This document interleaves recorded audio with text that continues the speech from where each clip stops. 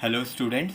तो आज अपने थर्ड पार्ट में अपन स्टार्ट करेंगे जो फर्स्ट चैप्टर का लास्ट जो टॉपिक अपने बच गए थे वो आज अपन पढ़ेंगे ब्रांचेस ऑफ अकाउंटिंग। तो अकाउंट्स की अलग अलग ब्रांचेस होती है। ब्रांचेस मतलब इसके अलग अलग चीज़ों में यूज़ होते हैं। ठीक है, तो सबसे पहला इसमें पहली ब्रांच होती है बुक कीपिंग। ठीक है, जो अपन कल ही पढ़ चुके हैं। बुक कीपिंग मतलब क्या होता है, अपन सारे अकाउंट्स को अपने किताबों में लिख रहे हैं। ठीक है, जो भी ट्रांजैक्शन हो रहे हैं वो अपन किताबों में लिख रहे हैं, वो बुक कीपिंग होता है। अपन ने कल पढ़ लिया है। उसके बाद दूसरा अपना आता है financial financial accounting.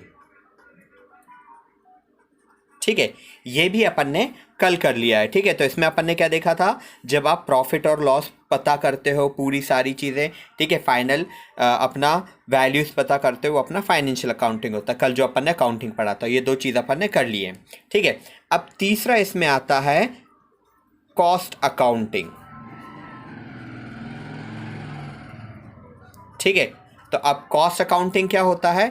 Cost accounting में जैसे हम एग्जांपल लेते हैं, ये स्केच ये सामने जो रखा है, ठीक है, जनरली ये कॉस्ट अकाउंटिंग जहाँ पे प्रोडक्शन का काम चल रहा है वहाँ पे इनका यूज़ होता है। ठीक है, जैसे फैक्ट्रीज हैं जहाँ पे प्रोडक्शन का काम चल रहा है, तो कॉस्ट अकाउंटिंग में एक्चुअली क्या किया जाता है, यहाँ पे जो भी आप सामान बना रहे हो उसकी कॉस्ट के बारे में पता किया जाता है। अब जैसे हम ये पेन का एग्जांपल ले लें, ठीक है, तो अब ये पेन बनाने के लिए क्या क्या चीज़ें लगी होंगी, इसमें इंक लगी होगी।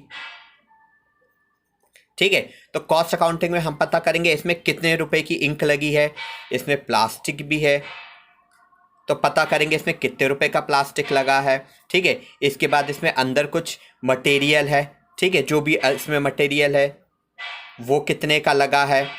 ठीक है, तो ये हो गया इसका सामान। इसके बाद इसमें जो वर्कर काम किया है, ठीक है, उनकी क्या है कीमत आई है, लेबर चार्जेस क्या क्या है, मतलब वर्कर ने जो काम किया एक में, ठीक है, एक एक में टोटल कितना खर्च आई है। ठीक है, इसके बाद जो मशीन चली है, मशीन में इलेक्ट्रिसिटी कितनी लगी है। ठीक है, तो इसको बोलते हैं अपन कॉस्ट अकाउंटिंग। मतलब जो भी सामान बन रहा है उसको डिटेल में अपन सारी चीज़ें पता करते हैं। ठीक है, तो इसको तो जिस तरीके से अपन पता करते हैं उसको बोलते हैं कॉस्ट अकाउंटिंग। अब इसको करने का रीज़न क्या होता है, इसको करने का मेन रीज़न ये होता है, कई बार क्या होता है बहुत सारी चीज़ों में हम अपना फालतू खर्चा हो रहा है तो हम एक एक जगह देख लेते हैं कहाँ फालतू खर्चा हो रहा है, खर्चा अपन बचा सकते हैं। जैसे उसका एक छोटा सा एग्जाम्पल हम आपको देंगे। अगर आपने कभी मोबाइल देखा हो, ठीक है, तो मोबाइल के जो डब्बे हैं, जो पहले मोबाइल आते थे, ठीक है, 10 एक साल पहले, तो उसमें आपने देखा होगा छोटे से मोबाइल में ही बड़े से डब्बे में उसकी पैकिंग दी जाती थी, छोटे से मोबाइल को ही। ठीक है, फिर धीरे धीरे अब जो मोबाइल देखो, बड़ा मोबाइल भी छोटे ही डब्बे में आता है, ज़्यादा बड़े डब्बे में इसकी पैकिंग नहीं देते। वो इसलिए उससे तरीके से वो उसकी कॉस्ट कम कर रहे हैं। पहले बड़े डब्बे में ज़्यादा कीमत लगती थी तो उनने डब्बा छोटा कर दिया। ये छोटे छोटे उसके एग्जाम्पल थे। ठीक है, तो ये हो गया आपका कॉस्ट अकाउंटिंग। ठीक है, तो कॉस्ट अकाउंटिंग क्लियर। ये प्रोडक्शन में होता है जहाँ पे मेनली जो सामान बन रहा है उसकी कीमत के बारे में पूरी अकाउंटिंग डिटेल में अकाउंटिंग करते हैं, तो देखते हैं कि कहाँ पे उसकी कीमत कम की जा सकती है। उसके बाद फिर चौथा आता है मैनेजमेंट अकाउंटिंग। मैनेजमेंट अकाउंटिंग, ठीक है, अब मैनेजमेंट अकाउंटिंग क्या होता है, मैनेजमेंट अकाउंटिंग होता है ये हायर लेवल मैनेजमेंट का होता है। ठीक है, अब जैसे आपने पता कर लिया आपका प्रॉफिट या लॉस क्या आया था, ठीक है, तो मैनेजमेंट अकाउंटिंग में हम पता करते हैं कि अगर आपको प्रॉफिट हुआ है, ठीक है, तो हम इस पे डिसीजन लेते हैं कि और क्या क्या हम कर सकते हैं कि ये प्रॉफिट हमारा और बढ़ जाए। ठीक है, आपके अकाउंट्स बन गए, उन अकाउंट्स को देख के फिर अपन पता करते हैं, बड़े बड़े मैनेजर्स बैठते हैं, डिसाइड करते हैं कि ऐसा क्या क्या किया जाए कि प्रॉफिट बढ़ जाए। और जैसे मान लो आपको लॉस हुआ है तो फिर उसकी डिटेल स्टडी करते हैं कि ऐसा क्या होए कि लॉस कम से कम हो। ठीक है, तो ये आपका मैनेजमेंट अकाउंटिंग में आता है। अब इसका एक छोटा सा आपको एग्जाम्पल दे रहे हैं। ठीक है, कैसे छोटा सा एग्जाम्पल, जैसे मैनेजमेंट अकाउंटिंग में हम क्या देखेंगे, जैसे आपकी कोई शॉप है, ठीक है, अब शॉप में आपकी मान लो साल भर आपकी हर महीने आपकी सेल, फॉर एग्जांपल हर महीने ले लेते हैं, तो हर महीने आपकी 2 लाख रुपए की सेल हो रही है। ठीक है, 2 लाख रुपए की सेल हो रही है, ठीक है। तो अब मैनेजमेंट अकाउंटिंग में हम क्या करेंगे, अब जनरली हम क्या करते हैं, तो हम होते हैं कि 2 लाख रुपए हमारे पास पैसे आए तो हम क्या करेंगे, बैंक में रख देंगे, ठीक है, बैंक में करते जाएंगे और जब जरूरत होगी निकाल लेंगे। पर मैनेजमेंट अकाउंटिंग में क्या करते हैं कि हमारी जो शॉप है उससे जो इनकम आ रही है वो तो ठीक है, वो तो आना ही है। अब ये 2 लाख रुपए इनसे भी हम कैसे इनकम बना सकते हैं, ठीक है, वो मैनेजमेंट अकाउंटिंग में देखेंगे। तो इनसे कैसे इनकम बना सकते हैं, तो देखेंगे इसमें से कौन सा पैसा जो यूज़ ही नहीं होना है, ठीक है, मतलब जल्दी यूज़ नहीं होना, तो इसको ये कहीं ना कहीं डिपॉजिट कर देंगे, ठीक है, जहाँ पे अच्छा खासा ब्याज मिल जाए, या इसको इन्वेस्ट कर देंगे कहीं ना कहीं, ठीक है, इसको इन्वेस्ट कर देंगे, कुछ ना कुछ कर देंगे कि जो आपका जो शॉप चल रही है उससे इनकम तो आ रही है, वो तो अलग चीज़ है, आपको जो पैसा पड़ा है उससे भी कहीं ना कहीं से एक्स्ट्रा इनकम जनरेट होती रहे, ठीक है। तो ये अपन पढ़ते हैं काय में, मैनेजमेंट अकाउंटिंग में, ठीक है, बात क्लियर। तो ये होती है हायर लेवल अकाउंटिंग, जिसमें प्रॉफिट बढ़ाने के, लॉस कम करने के तरीके होते हैं, और एक छोटा सा उसमें हमने एग्जाम्पल दिया। अब इसमें जो लास्ट वाला है वो होता है आपका टेक्स्ट अकाउंटिंग, टैक्स अकाउंटिंग। अब टैक्स अकाउंटिंग में क्या होता है, जिनके अभी घर पे जिनके शॉप्स होंगे या जिनके पेरेंट्स के बिजनेस है वो इनको जानते होंगे, लास्ट में मार्च के महीने में सारे को जितने भी बिजनेसमैन हैं उनको टैक्स भरना पड़ता है, ठीक है। तो टैक्स भरने के लिए क्या करते हैं अपन, सारे साल भर का अकाउंट देखते हैं, फिर अपन चार्टेड अकाउंटेंट के या वकील के पास जाते हैं, उसको पूरा देते हैं कितना टैक्स हो रहा है, पूरा टैक्स का कैलकुलेशन, और कहाँ कहाँ हमें छूट मिल सकती है सरकार के डिफरेंस रूल्स एंड रेगुलेशन के हिसाब से।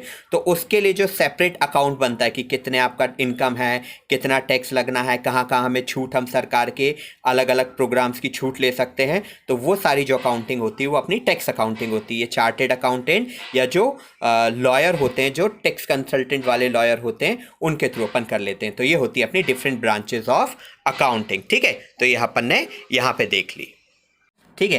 पहला जो अपना एडवांटेज है वो है replacing memory, replacing memory. Replacing memory मतलब पहले जब बिजनेस छोटे हुआ करते थे तब क्या था, सारी चीज़ें लोग याद रख लेते थे, ठीक है, सारी चीज़ें याद रख लेते थे, या जैसे हमने फर्स्ट डे एग्जांपल लिया था, ठीक है, वो अपनी छोटी सी डायरी में सारी चीज़ें लिख लेता था, ठीक है। तो वो छोटे बिजनेस में, पर अब क्या है, बहुत बड़े बिजनेस हो गए, कई देशों में एक ही कंपनी कई देशों में काम कर रही है, सारी चीज़ें हो रही हैं, तो वहाँ पे आप सब चीज़ें याद नहीं रख सकते, तो आपको प्रॉपरली सिस्टमेटिक सारी चीज़ें लिखना पड़ेंगी, ठीक है। तो अब अकाउंटिंग से क्या फ़ायदा होता है, आपको अब रटने की ज़रूरत नहीं है, सारी चीज़ें आपके पास लिखी हुई हैं, और अब तो कंप्यूटर आ गए हैं, तो सारी चीज़ें आपकी इन्फॉर्मेशन कंप्यूटर में स्टोर रहती है, तो अकाउंटिंग से आप सारी चीज़ें स्टोर कर सकते हो। दूसरा अपना फ़ायदा इससे क्या हो जाता है, असेसिंग परफॉर्मेंस, ठीक है। अकाउंट से अपन क्या कर सकते हैं, हर दिन हर महीने का अपन पता कर सकते हैं अपनी कंपनी प्रॉफिट में है या लॉस में चली, उसका परफॉर्मेंस पता कर सकते हैं कि प्रॉफिट में है या लॉस में, सारी चीज़ें पता कर सकते हैं, क्योंकि अपने पास सब चीज़ें, तो डेली बेसिस पे आप उसका प्रॉफिट लॉस, कितनी सेल्स हुई, कितनी उधारी सेल्स हुई, सारी चीज़ें आप डेली बेसिस पे पता कर सकते हो। उसके पास अपने क्या है, डॉक्यूमेंट्री एविडेंस। डॉक्यूमेंट्री एविडेंस क्या, अब आपके पास हर चीज़ का प्रूफ है, ठीक है, क्योंकि अकाउंट्स बना रखे हैं, सारी चीज़ें लिख रखी हैं, ठीक है। तो आपके पास एक तरीके का डॉक्यूमेंट प्रूफ है। जैसे कल को अगर आपने किसी को सामान उधारी पे बेचा और वो कहे कि भैया मेरे को तो कोई सामान उधारी पे बेचा ही नहीं है, तो आपके पास बाकायदा डॉक्यूमेंट प्रूफ रहेगा, आपने लिखा है, रसीद वहाँ पे होगी, उसके सिग्नेचर, सारी चीज़ें आपको मिल जाएंगी। तो एक तरीके से आपका एक डॉक्यूमेंट रहता है, ठीक है, रिटर्न कागजात हैं आपके पास सारे कि कितना आपने सामान बेचा, कितना प्रॉफिट हुआ, कितना लॉस हुआ, ठीक है। तो आपको कोई झूठ नहीं बोल सकता। उसके बाद नेक्स्ट चीज़ इसमें काम आती है, ये जो नेक्स्ट है आपका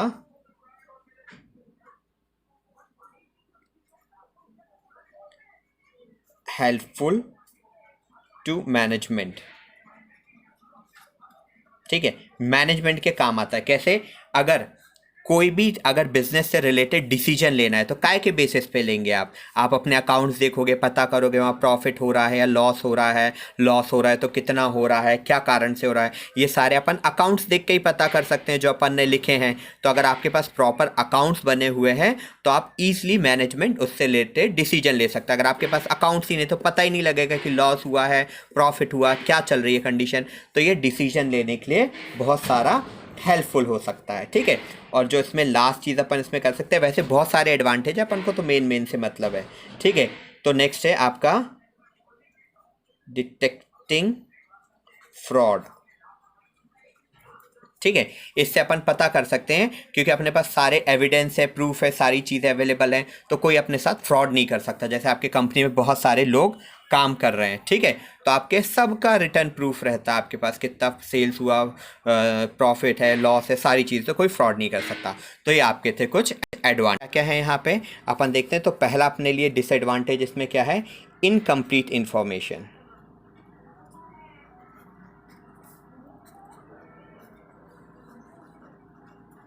इनकम्प्लीट इन्फॉर्मेशन, ठीक है।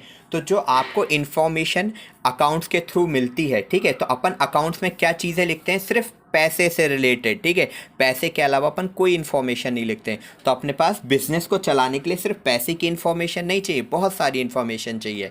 जैसे अकाउंट्स में बताएगा आपके पास ज़मीन है, ठीक है, अकाउंट्स में आपने लिखा है आपके पास 1 लाख रुपए की ज़मीन है, अच्छी बात है, बट ये कंप्लीट इन्फॉर्मेशन नहीं है। क्यों?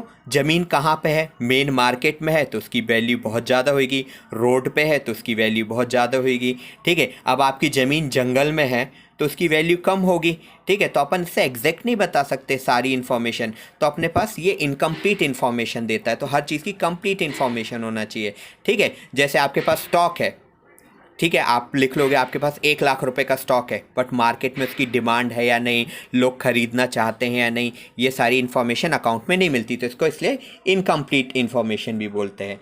नेक्स्ट इसको बोलते हैं, नेक्स्ट जो इस डिसएडवांटेज है इनका, इन एग्जैक्टनेस, ठीक है। जो आपकी इन्फॉर्मेशन है एग्जैक्ट नहीं रहती, ठीक है। एग्जैक्ट जैसे अभी हमने बता दिया, सिर्फ मनी के फॉर्म में सारी इन्फॉर्मेशन दी जाती है, ठीक है, बाकी इन्फॉर्मेशन अवेलेबल नहीं है। जैसे आपकी दुकान है, किस जगह दुकान है, मेन मार्केट में तो उसकी वैल्यू अच्छी रहेगी, तो अकाउंट्स में हम ये नहीं बताते कि मेन मार्केट में दुकान, उसमें तो पैसे के फॉर्म में बताते हैं कि आपकी एक ज़मीन है, बिल्डिंग है, उसकी कीमत क्या है, स्टॉक है, उसकी कीमत क्या है, ठीक है। तो इन एग्जैक्ट इन्फॉर्मेशन देता है। जैसे वर्कर, आपके यहाँ बहुत अच्छे वर्कर हैं, तो अकाउंट्स में थोड़ा ना लिखते हैं कि अच्छे वर्कर हैं, वहाँ तो यही लगता है किसको कितनी सैलरी दी, किसको नहीं दी, ठीक है। अगर पता आपके बिजनेस में वर्कर्स ऐसे हैं बहुत ढीले ढाले, अच्छे से काम नहीं करते, तो वो इन्फॉर्मेशन यहाँ थोड़ी ना दे सकते, वो तो सिर्फ पैसे के फॉर्म में, तो इन्फॉर्मेशन आपकी इनएग्जैक्ट रहती है।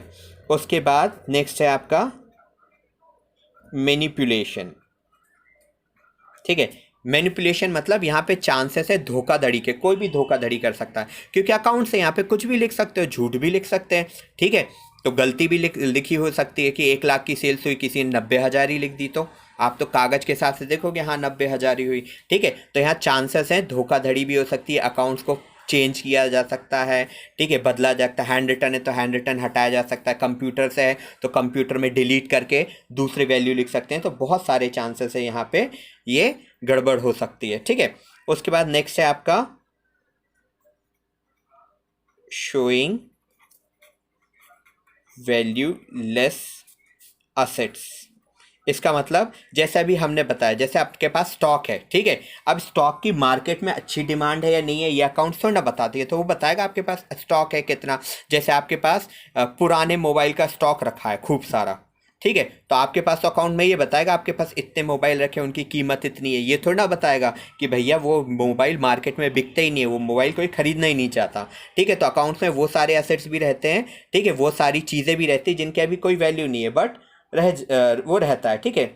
लास्ट अपनी चीज़ है